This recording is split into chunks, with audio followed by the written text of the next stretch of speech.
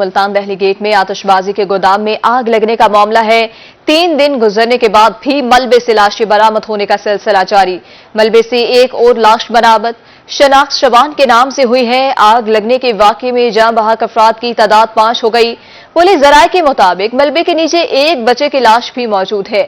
جاں بحق شخص شبان اور بیٹا گلی سے گزر رہے تھے۔ بچے کی لاش کو نکالنے کے لیے ریسکیو آپریشن جاری۔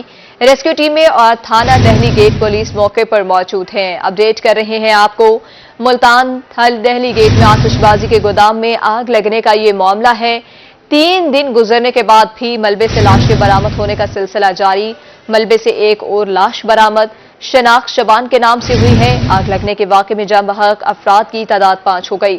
پولیس ذرائع کے مطابق ملبے کے نیچے ایک بچے کی لاش موجود۔ جاں بحق شخص شبان اور بیٹا گلی سے گزر رہے تھے۔ بچے کی لاش کو نکالنے کے لیے ریسکیو آپریشن جاری۔ ریسکیو ٹیمیں اور تھانہ دہلی گیٹ پولیس موقع پر موجود۔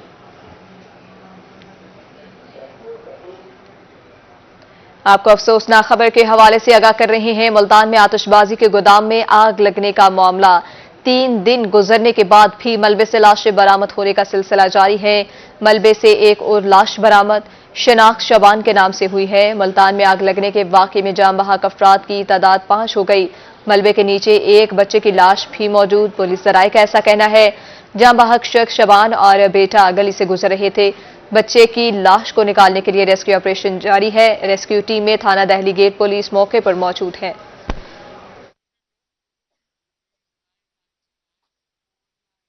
اب بات کریں گے آئینی ترمیم کی۔ آئینی ترمیم کے بعد ہماری اگلی ترمیم جنوبی پنجاب صوبے کی ہوگی۔ 26ویں آئینی ترمیم منظور ہونے پر علی حیدر گیلانی کی گفتگو۔ وزیر اعظم بلاول بھٹو، مولانا فضل الرحمان سمیت سب کو مبارکباد۔ ان کا مزید کیا کہنا تھا، آئیے آپ کو سنواتے ہیں۔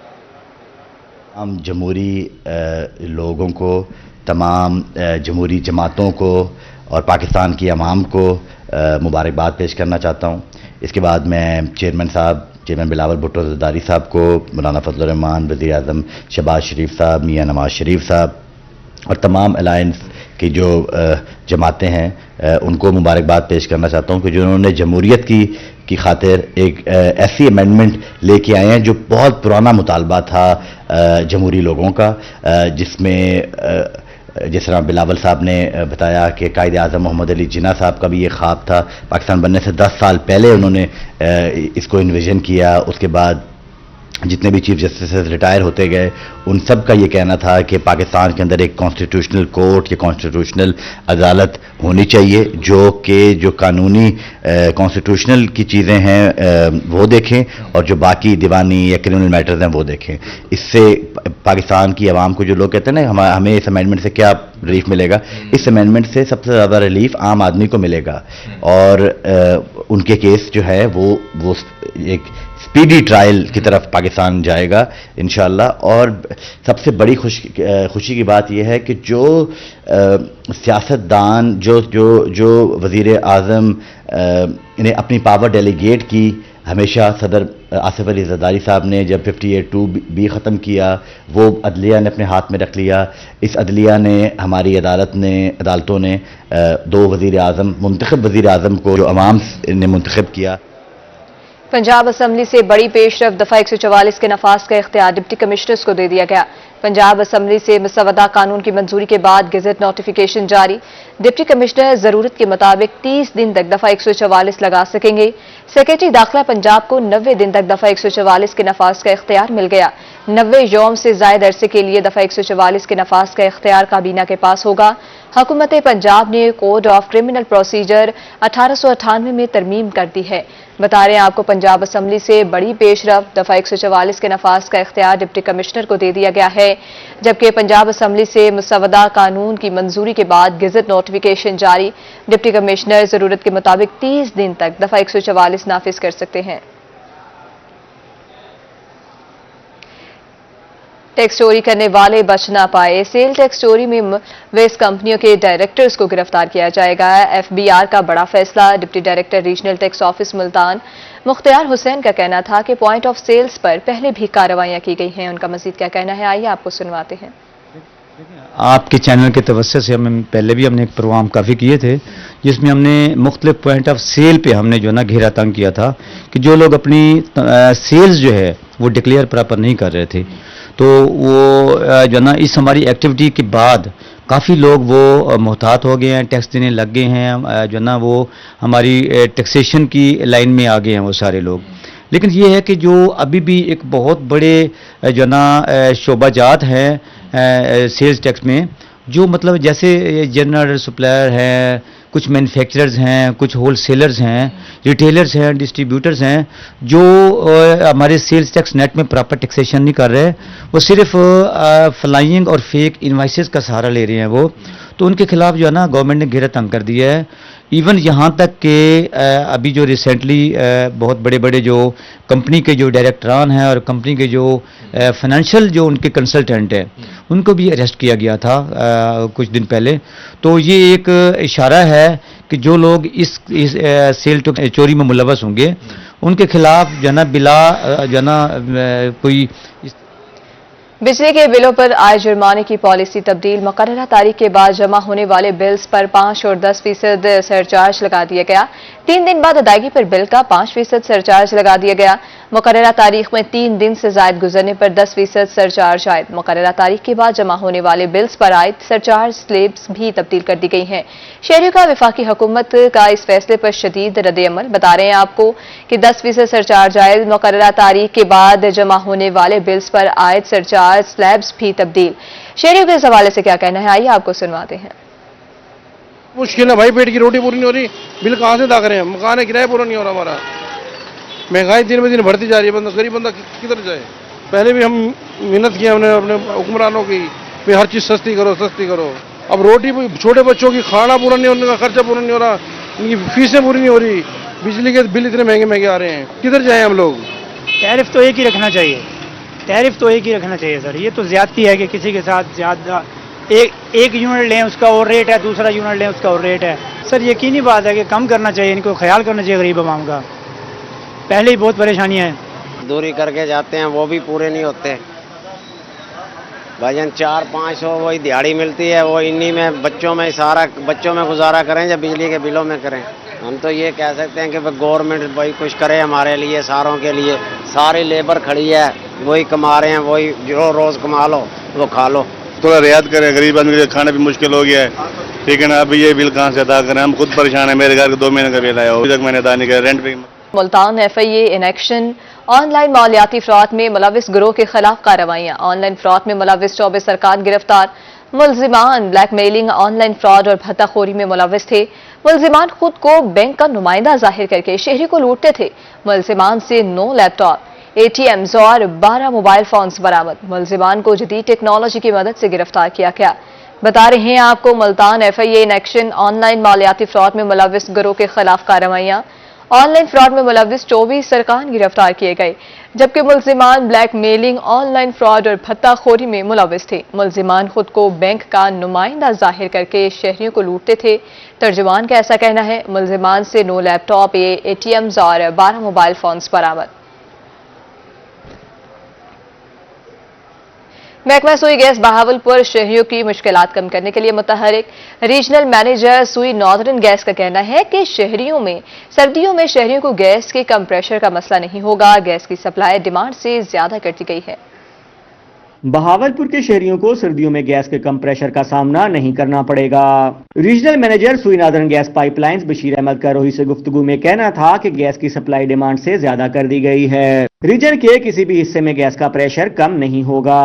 گیس کی ٹائمنگز بھی بڑھائی ہوئی ہے اور فیوچر میں بھی یہی کوشش ہوگی انشاءاللہ کہ ٹائمنگ سے بھی زیادہ گیس دیں گے اور شیڈول کے مطابق انشاءاللہ گیس پوری کریں گے. کسی کو پریشر کا ایشو بھی نہیں آئے گا.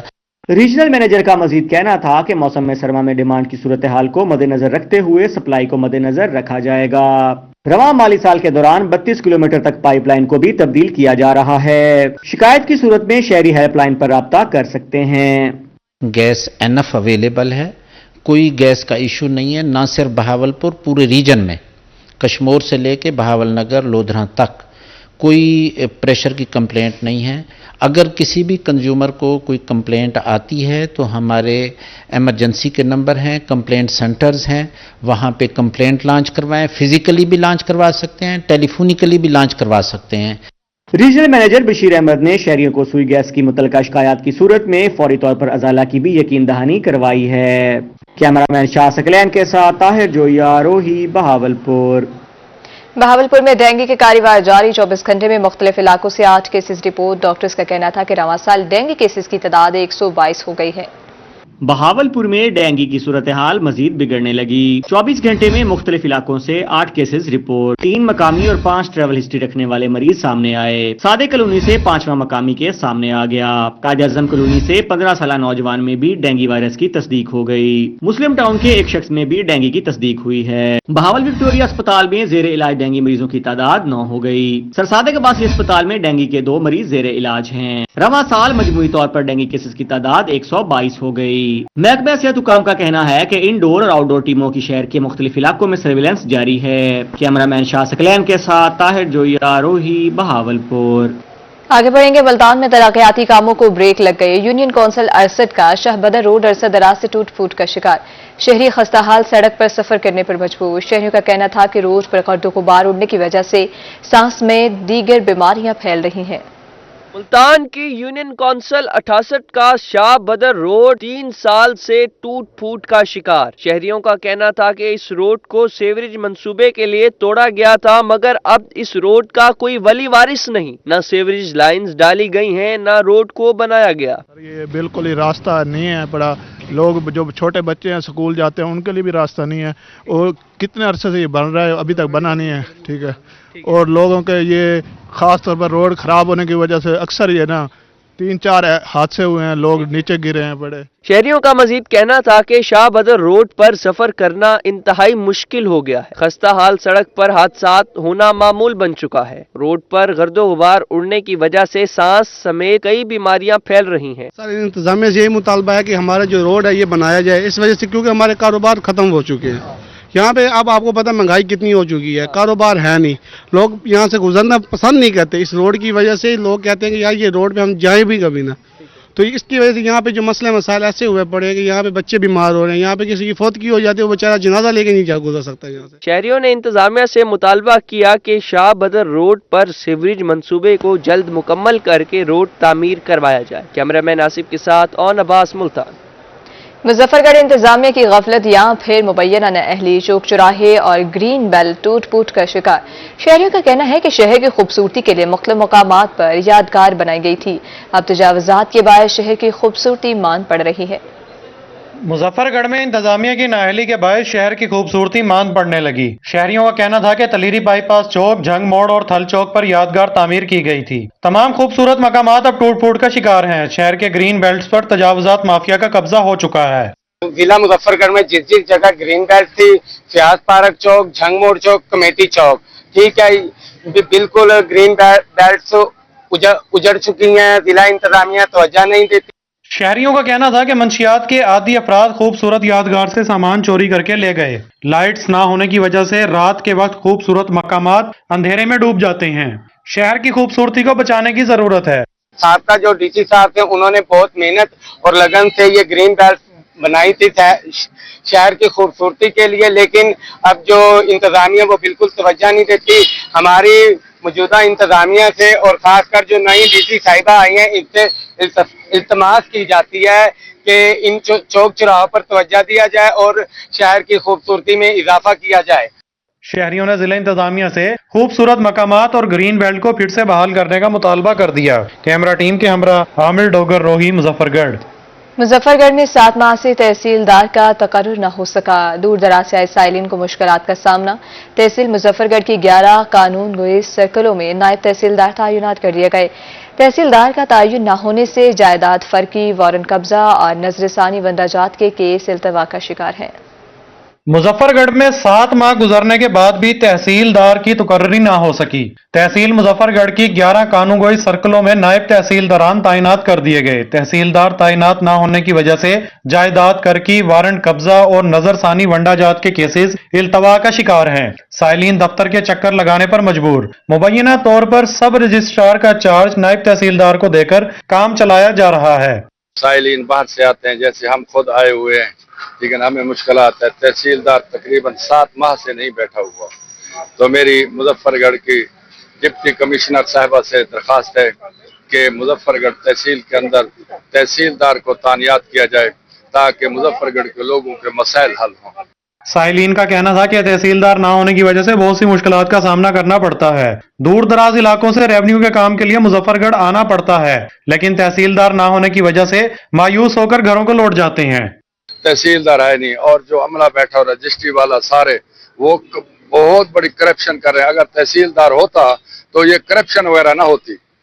शहरियों ने जिला इंतजामिया से फौरी तौर पर तहसीलदार तैनात करने का मुतालबा कर दिया ताकि साइलिन को मुश्किलात का सामना न करना पड़े। कैमरा टीम के हमरा आमिर डोगर रोही, मुजफ्फरगढ़।